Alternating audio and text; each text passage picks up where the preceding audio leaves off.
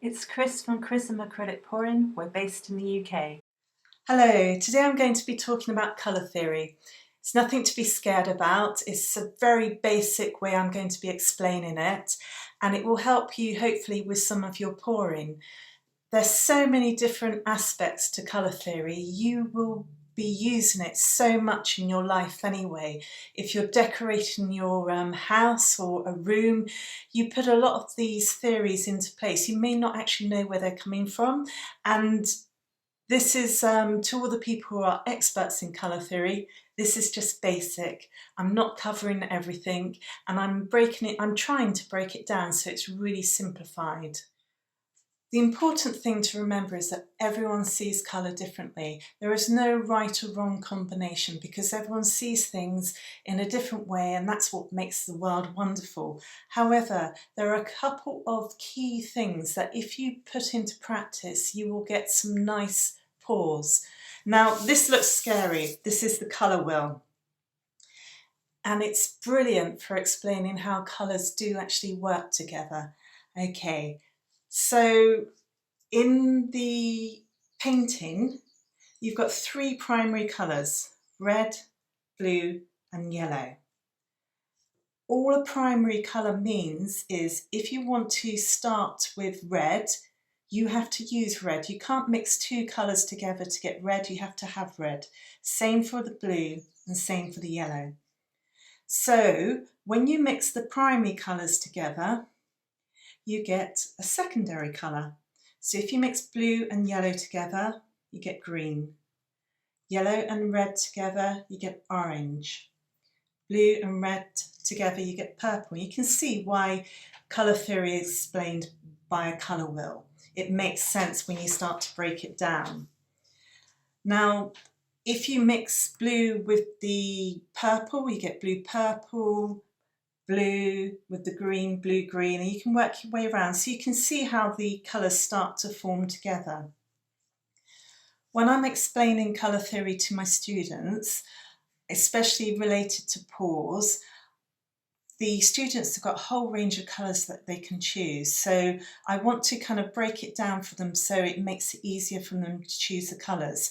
So I start with the premise that if you choose a kind of quarter of the colour wheel, doesn't matter where you start, but those four colours there, they're going to work together because they all sit harmoniously on the colour wheel. Doesn't matter, so you could do orange, yellow, green, red and orange and yellows. So I'm looking at the harmonious colours. So I'm going to work around the colour wheel. So this little pour here, very pretty, if I say so myself, is made up of purples, pinks, purples and blues. Can you see they work harmoniously together? Moving down, blue and green, very harmonious. Further round, greens and yellows. Greens and yellows there. Yellow and oranges. This is really pretty. And then finally back up to the top. This pour, it has got some pink in there. It's a bit difficult to see, but this is red, yellow and pink. Now it's quite a pretty pour. It looks a bit like wallpaper to me, and it's fine. You've got some nice cells on there. However,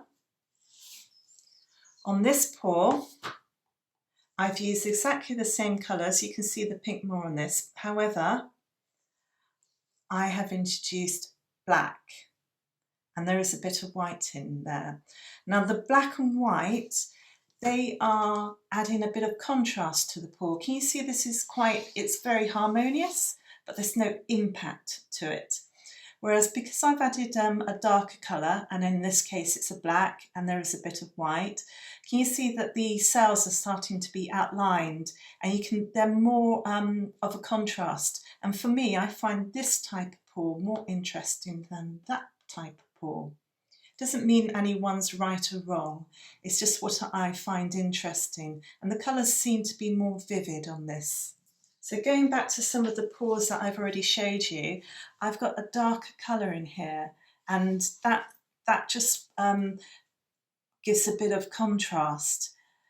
There is, when I'm choosing the colours for my pours, I always want to make sure that I do have a bit of darkness or lightness, just to give some contrast in there, or otherwise the pour can seem a bit flat. The caveat with using black and white is they can take over a pour. You can see the whites really spread here. So I use less of them. Less is more, they say, and they won't take over, but it just adds a bit of contrast to the pour. You can see on this one, there's a bit of black in here.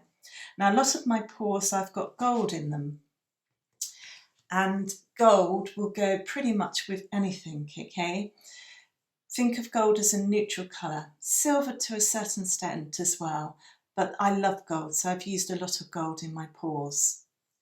You don't have to use lots of colours. This is just red, black and white, and you can see how striking it is. The whites add in highlights, the black the darkness, and you've got the red in there. You may have already gathered that I do like the kind of darker pours. Here's another limited colour palette. It's just blues, whites and blacks, and it's really effective. This is just blues and silvers. You've got Prussian blue in there, some iridescent blue in there, and it just gives a really lovely shimmer. The silver is quite subtle colour, and it's just very soft, but there is still the definition there because you've got the darker colours in there.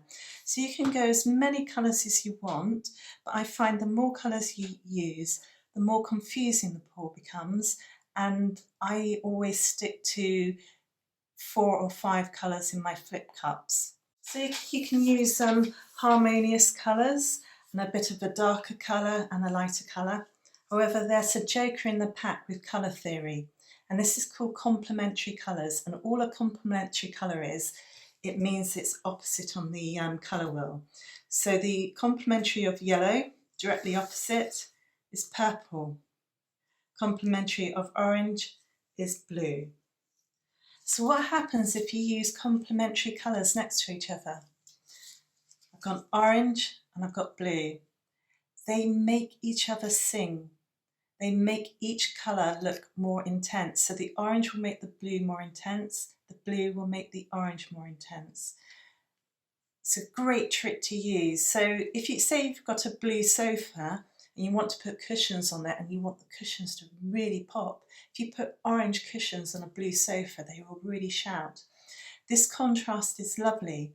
It's really a great technique to use. However, because the colours are so far removed on the colour wheel, they're opposite, you always get a danger of when you put complementary colours next to each other, you can get mud, and that's where the colours mix too much and they just form this neutral kind of muddy colour. Saying that, you can get some really beautiful pours using complementary colours. I wanted to show you the dreaded mud, so I've got 2 complementary colours, purple and yellow, which is directly opposite on the colour wheel. I'm just using card here just to show you what happens when you mix them together. So they're looking lovely and bright and vivid at the moment, and now I'm going to put some of the purple and the yellow together and mix them in, and you can see I'm getting a muddy kind of brown colour, and this is the colour that people are talking about when you get mud, and it's just where 2 very different colours have mixed too much and you get this muddy kind of grey, browny, neutral colour, and it's not very pleasant. So you just have to be careful how you order your layers in your cup, and just be aware that there is always a possibility that you can get mud, and what I would do is put a different colour in between these 2 colours so they don't mix together too much. Complementary colours are great to use, but there's always a danger. When you're using the harmonious colours, you know you're not going to get mud because they are close to each other on the colour wheel. Purple and yellow and pinks. And you see the yellow really is popping on this, and that's because it's a complementary colour of the purple. You can use This has got a lot of gold in it, but can you see I've got this orange hints in here and the blue, is really popping against the orange. So there's clever ways you can use complementary colours. So usually I say to people on the courses, choose a couple of harmonious colours, and then if you want something really striking, throw in a complementary colour as well. Like I said, there's no right or wrong. I love this pour. It was done on as a demonstration in a class, and you can see I've just used gold, black, blue, and there's the tiniest hint of red in here, but it almost looks like a kind of galaxy. Really beautiful. So it's amazing what you can do with the simple flip cup. And I will be going into the technique of how to do flip cups. I'm just talking about colours. So simple colour palettes really work nicely. This is a bit of a bizarre one, but you just got kind of pinks and blues and the darkness there. I love the darkness. The whites, gold, blue. But I'm just using a limited palette here, and for me that works really well. We always give our students a little pack of colour swatches when they're choosing their colours, and it's a great way to decide what you want to do.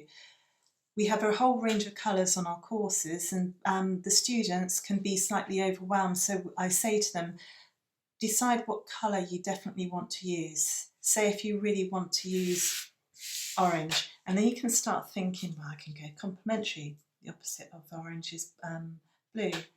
I can go a bit harmonious, throw a bit of pink in there, a bit of darkness. You just build up, and like I said, everyone sees colour differently, so I've seen some really bizarre combinations chosen, and you get fantastic pours. The gold will go with everything. It's a bit hit and miss with the yellow, because this is quite a yellowy gold, so there isn't much contrast between them. And I always find the best way to judge colours is actually squint at them, because then you're starting to reduce the colour input into your eye, and you're starting to see it more in a grey scale kind of way, and you can see the tone of the colour more. And if they're very similar, like this orange and red, you know that when you pour them together, they're going to kind of merge a bit too much. So I would always put a kind of different colour in between them so they show. Now you will get some colour mixing on your pours, so the colour wheel is great, because I know that if I put red and yellow together, I will get a bit of orange, and that's fantastic, and that's what makes these pours so beautiful, because you never quite know what you're going to get. I will be talking about the consistency. We try to have all our colours the same consistency, so they won't overtake other colours, but we know that the gold is always going to be dense, and that's going to be sinking. The yellow can be the yellow, and this green in particular can be soul eaters and eat all the other colours. So we just say to people, if people want to use yellow, just put a little bit less yellow in, so you know it's not going to take over the pour. We help our students with the order of the colours that they want to have. This is black, this is Payne's grey. You can see how they both look really dark. If you see the Payne's grey on its own, you think it's black. You can just see that the black's got a slightly darker tone. So I wouldn't put those two colours together. They would just merge and look like black. I would put a colour in between them. So you just play with colour, enjoy colour. It's nothing to be scared about. If you want to try out new colours, do a really tiny small test piece, and then you think, oh, that didn't work, or that does work. The main thing is, don't be scared of colours. You've got so many options, and the way the colours merge together and play with each other, you can just create some fantastic effects. This pour is an excellent example of how colours mix together.